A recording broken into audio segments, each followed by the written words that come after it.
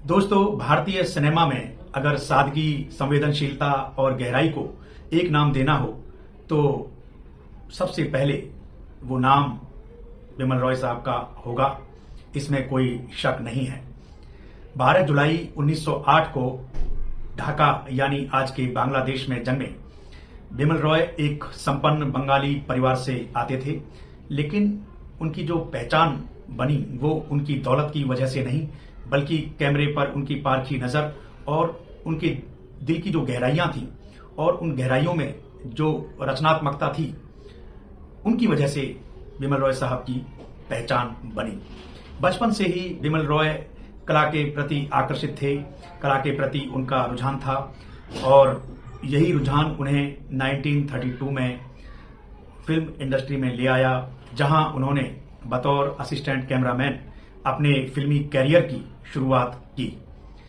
दोस्तों, बिमल रॉय साहब ने कुछ वर्षों तक असिस्टेंट कैमरामैन के तौर पर काम किया और फिर 1943 में उन्होंने अपनी पहली फिल्म बनाई, एक बांग्ला फिल्म उदयर पाथिर। इस फिल्म के जो कलाकार थे वो नए थे, लेकिन इस फिल्म की खूबी थी इस फिल्म की कहानी, एक सच्ची कहानी जिसमें एक यथार्थवाद था और ये फिल्म बॉक्स ऑफिस पर ठीक ठाक रही और इस फिल्म के माध्यम से बिमल रॉय पूरे देश में दर्शकों के बीच अपनी पहचान बनाने में कामयाब हुए थे। दोस्तों, बिमल रॉय साहब का असली जादू तब चला जब उन्होंने हिंदी सिनेमा में अपना पहला कदम रखा। 1953 में बिमल रॉय ने 2 बीघा जमीन नाम की एक फिल्म बनाई, जो कि एक संवेदनशील फिल्म थी, एक किसान के जीवन की कहानी थी, उसकी दुर्दशा पर आधारित ये कहानी थी और ये फिल्म राष्ट्रीय और अंतर्राष्ट्रीय स्तर पर काफी सराही गई थी। बिमल रॉय साहब के डायरेक्शन के साथ साथ इस फिल्म में बलराज साहनी और निरूपा रॉय ने भी बेहतरीन अभिनय किया था, जिसे दर्शकों ने काफी सराहा था। उसके बाद बिमल रॉय साहब ने देवदास फिल्म बनाई। ये फिल्म प्रेम, उसके संघर्ष और बर्बादी को बेहतरीन तरीके से पेश करती है। इस फिल्म में दिलीप कुमार साहब ने लाजवाब अभिनय किया था, साथ में वैजयंती माला और सुचित्रा सेन थी। ये एक मास्टर पीस है और इस फिल्म के गीत भी काफी चले थे।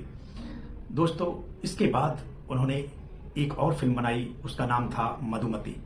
ये पुनर्जन्म पर बनने वाली भारतीय फिल्मों में आज भी सर्वश्रेष्ठ श्रेणी में रखी जाती है और इसका जो नंबर है वो पहला नंबर आता है। इस फिल्म में दिलीप कुमार और वैजयंती माला ने अभिनय किया था। दोनों प्रेमी युगल के रूप में नजर आए थे और प्राण साहब ने इस फिल्म में नकारात्मक भूमिका निभाई थी, जिसे देखकर दर्शक डर जाते थे। तो इतना खौफ था उनकी नकारात्मक भूमिकाओं का। दोस्तों, इस फिल्म ने 9 फिल्म फेयर अवार्ड जीतकर एक कीर्तिमान स्थापित किया था, जो 40 वर्षों तक कायम रहा। बिमल रॉय ने फिर बंदिनी फिल्म बनाई, अनुपमा फिल्म बनाई।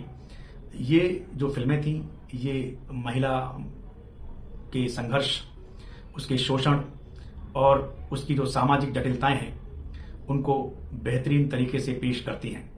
तो ये फिल्म भी काफी सराही गई थी दर्शकों के द्वारा।